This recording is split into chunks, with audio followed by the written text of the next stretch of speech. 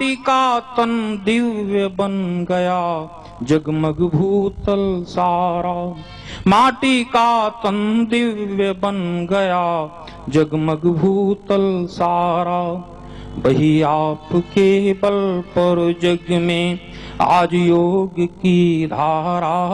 चमके सुयश तुम्हारा नभ में है जब तक ध्रुव तारा।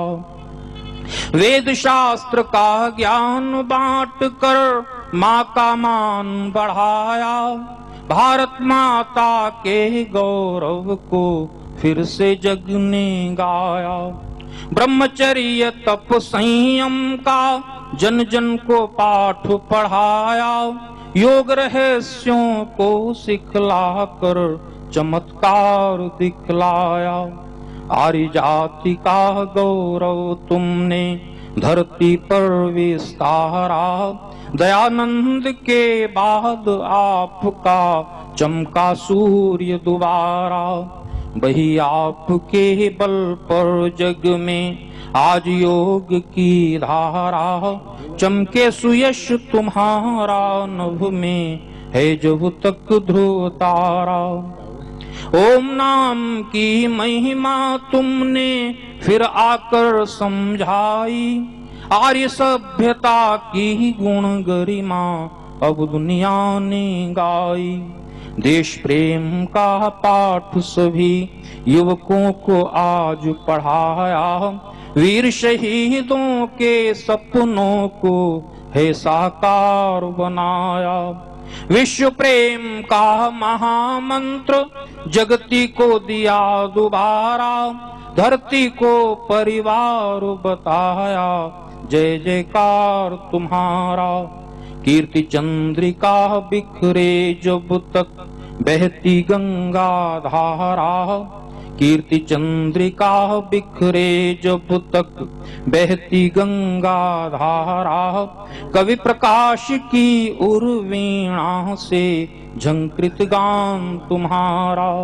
वही आपके बल पर जग में आज योग की धारा।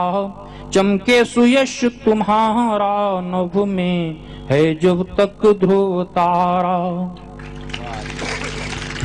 बहुत बढ़िया।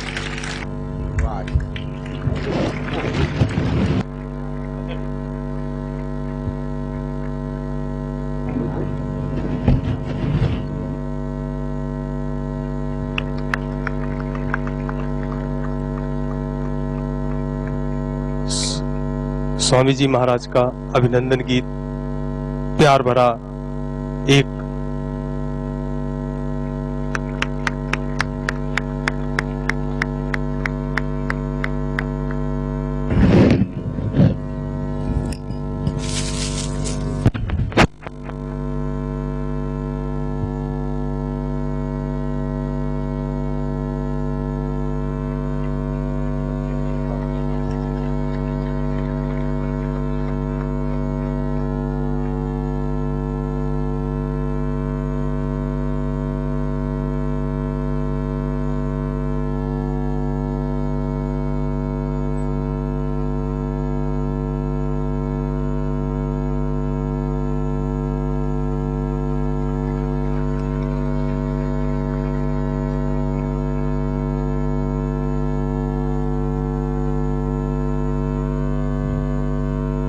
हे जन जन के नायक योगी हम सब का शत शत वंदन।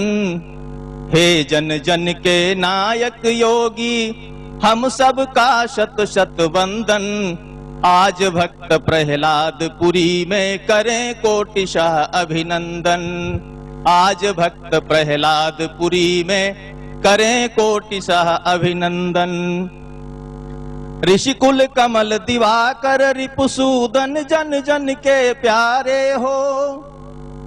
स्वाभिमान के संरक्षण संवर्धन हेतु पधारे हो। निर्बल दीन अशक्त जनों के तुम ही बने सहारे हो। पद रज पाकर धन्य हुए हम महक उठा है यह उपवन। आज भक्त प्रहलाद पुरी में करें कोटिशः अभिनंदन। हे जन जन के नायक योगी हम सब का शत शत वंदन। आज भक्त प्रहलाद पुरी में करें कोटिशः अभिनंदन। जग में जननी बने शिरोमणि यही बना पावन व्रत है। योग साधना देख विश्व का हर मानव प्रमुदित नत है। जन जागृति का शंखनाद करने में ही तन मन रत है। भ्रष्टाचार मिटे काला धन वापस आए यह व्रत है। परम तपस्वी रोग दोष परम तपस्वी रोग दोष पापों का करते सदा शमन। क्षमा दया ममता की मूर्ति शुभादर्श सबने पाया। विपदा में भी अविचल अनुपम धैर्य सभी को है भाया। विपदा में भी अविचल अनुपम धैर्य सभी को है भाया। धर्म धरा से कभी न जाए धर्म धरा से कभी न जाए। बनी रहे सत्य की छाया। जन सेवा में सदा समर्पित रहती है निर्मल काया। जन सेवा में सदा समर्पित रहती है निर्मल काया। ऐसे सत्संकल्पी सेवा व्रती आपको कोटि नमन। आज भक्त प्रहलाद पुरी में करें कोटिशः अभिनंदन। हे जन जन के नायक योगी हम सब का शत शत वंदन। आज भक्त प्रहलाद पुरी में करें कोटिशः अभिनंदन। आज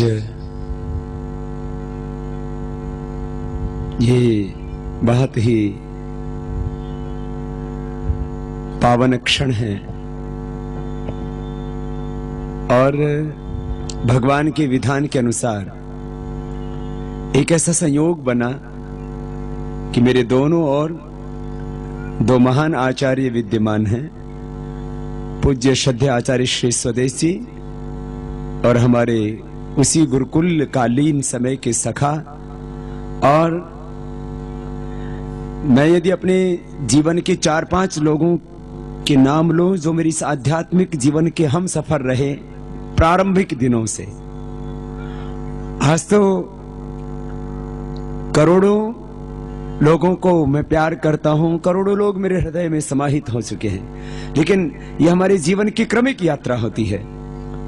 तो मेरी इस आध्यात्मिक जीवन की यात्रा के प्रारंभ में जो 4-5 महत्वपूर्ण लोग थे, उसमें से श्रद्धेय आचार्य बागशन जी के बारे में, पूज्य स्वामी मुक्तानंद जी के बारे में, श्रद्धेय आचार्य कर्मवीर जी के बारे में तो बहुत लोग जानते हैं। लेकिन कुछ ऐसे हमारे सखा रहे हैं जिनके बारे में ज्यादा लोगों को जानकारी नहीं। पिछले करीब 2 वर्षों से श्रद्धेय आचार्य श्री स्वदेश जी को भी जानने लगे हैं। ये भी करीब ये समझिए कि 20-22 वर्षों के बाद में वो सामने आए। और आचार्य श्री राज किशोर जी, ये तो लगभग अभी तक भी अज्ञात में ही थे। मैंने उनको कहा कि अब तो सामने आओ महाराज। तो आज ये हरदोई का सौभाग्य है कि दोनों आचार्य मेरे दाएं और बाएं ओर विद्यमान हैं और उन दोनों का हम भावपूर्ण हृदय से अभिनंदन करते हैं, उनको वंदन प्रणाम करते हैं। और हमारा एक बहुत ऊंचा प्रेम का, एक बहुत ऊंचे विश्वास का संबंध है। मैं श्रद्धेय आचार्य श्री स्वदेश जी महाराज जी से कहूंगा कि वो हमें अपना मार्गदर्शन और उद्बोधन देकर के कृतार्थ करें। श्रद्धेय आचार्य श्री। इसी से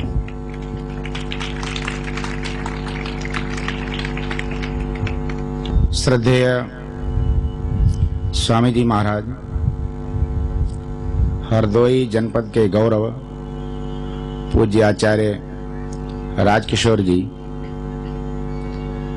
भारत स्वाभिमान से जुड़े समस्त सैनिकों, पूजा के योग्य मातृशक्ति। राष्ट्रकवि मैथिली शरण गुप्त ने भारत के गौरव को स्मरण करते हुए लिखा है कि संसार का गौरव प्रकृति का पुण्य लीला स्थल कहाँ, फैला हुआ है गिरि हिमालय और गंगा जल जहां, संसार में सबसे अधिक किस देश का उत्कर्ष है, वो ही की जो ऋषि भूमि है वो कौन भारत वर्ष है। संसार में ऐसा कोई देश नहीं जो इसके समान हो, पर दुर्भाग्य हमारा ये है कि आज हम निम्न श्रेणी में गिने जाते हैं। इन्हीं समस्याओं को लेकर के श्रद्धेय स्वामी जी ने आपको यहाँ बुलाया है। हम कौन थे, क्या हो गए हैं और क्या होंगे अभी, आओ विचारें आज मिलकर ये समस्याएं सभी। बुलाया इसलिए हम कौन थे, क्या हो गए और आगे हमें क्या होना, ये प्रश्न हमारे सामने खड़ा है। श्रद्धेय स्वामी जी ने अपने देश का सारा खाका जो आगे पहले क्या था, अब क्या आगे होना है और हम किस तरह से आगे अपने देश को गौरवान्वित कर सकते हैं, वो आपके सामने नित्य प्रति रखते हैं। हमारा तो सिर्फ कहना आपसे ये है कि देखिए, ये धर्म और अधर्म का, जिसे देवासुर संग्राम कहते हैं, बहुत विकट युद्ध हमारे सामने उपस्थित है। और ऐसी स्थिति में इसको हम तब जीत सकते हैं, हमेशा ये ध्यान रखो, जब हमारे पास बल हो। हमारे शास्त्रकारों ने कह दिया बलम उपास्व, अरे तू बल की उपासना कर। त्याग और तपस्या यहाँ पर तभी पूजी जाती है जब बल हो। रामधारी सिंह दिनकर ने ठीक लिखा है कि त्याग और तप तेज यहाँ पर तभी पूजता जग है, बल का दर्प चमकता उसके पीछे जब जगमग है। जब तक बल नहीं पीछे आता तब तक कोई बात सुनने के लिए तैयार नहीं होता, कैसा भी त्यागी तपस्वी आदमी हो। महाभारत के समय में व्यास जी बड़े त्यागी तपस्वी थे, लेकिन उस विकट स्थिति को देख करके रोते थे। उन्होंने लिखा है, गृह गृह राजाना स्वस्य स्वस्य प्रियंकरा, घर घर में राजा पैदा हो गए, अपने अपने स्वार्थ में लगे। और इतनी दुर्दशा महाभारत के समय में हो गई कि उसे देखते हुए वो रोते थे। उन्होंने लिखा है, ऊर्ध्वऊ ब्रह्मेशा न कश्चित् शृणोति माम, अरे मैं तो दोनों भुजाएं उठा करके रो रहा हूं, कोई मेरी सुनी नहीं रहा। और जब ये स्थिति थी, तपस्या में कमी नहीं थी महर्षि व्यास के में, और ज्ञान में भी कमी नहीं थी, लेकिन बल नहीं पीछे था। योगेश्वर कृष्ण आए और उन्होंने उस समय आकर के संसार को अपने बल को दिखाया। अपने योग के द्वारा, बुद्धि के चातुर्य से सारे बल को इकट्ठा किया और राक्षसी शक्तियों को पराजित किया। आज भी हमारे सामने ये स्थिति है, आज भी ये स्थिति है कि हम असहाय हो रहे हैं। हमारे सामने कोई रास्ता नहीं है कि हम करें क्या और किस ढंग से करें। तो ऐसी असहाय अवस्था में हमेशा ध्यान रखो, परमपिता परमात्मा अपने कार्य करता है, हम अपने कार्य करें। आपके कार्यों को परमात्मा नहीं करेगा। हम पिटते इसलिए रहे हैं कि हमने अपने कार्य भी परमात्मा के ऊपर छोड़ दिए। परमात्मा अपने कार्य करेगा, आप अपना कार्य कीजिए। उसने हमें सारा शरीर दे दिया है, बल दी, बुद्धि दी, विद्या दी है। अब इसके द्वारा हम संसाधन जुटाएं, अन्याय के खिलाफ खड़े हों, और यदि नहीं होते हैं तो ईश्वर का इसमें दोष नहीं है। परमपिता परमात्मा ने कृपा करके हमें श्रद्धेय स्वामी जी जैसा सबल नेतृत्व दे दिया है। अब इसके बावजूद भी यदि हम साथ नहीं देते हैं तो दोष आपका है, ईश्वर का दोष नहीं है। ईश्वर ने तो आपको एक ताकत दे दी है।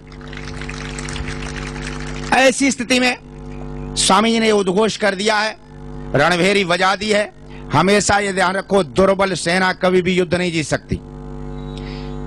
सेना हमेशा ही सबल होगी तब युद्ध जीता जा सकता है, और हमें भी सबल बनना है। जब तक हम सबल नहीं बने, एक एक सैनिक हमारा सबल नहीं होता, तब तक युद्ध हम जीतेंगे कैसे। और सबको सबल बनाने के लिए स्वामी जी ने अभियान छेड़ दिया कि कहीं ऐसा न हो कि हम तो युद्ध लड़ने के लिए चले जाएं। 1857 में महारानी लक्ष्मीबाई ने अंग्रेजों के छक्के छुड़ा दिए। तात्या टोपे ने अपनी बुद्धि के चातुर्य से 22,000 सेना इकट्ठी की। अंग्रेजों की सेना मात्र 10,000 थी, लेकिन वो सारी ट्रेंड थी। हमारे सैनिक ट्रेंड नहीं थे, अपने हथियार भी दे बैठे और बहुत मर गए, हम जीत नहीं पाए। तो ये जो आपको जो ट्रेनिंग दी जा रही है, इस किसके लिए है? ये उसी के लिए है, कहीं ऐसा ना हो कमजोर सेना पड़ जाए और हम युद्ध हार जाएं।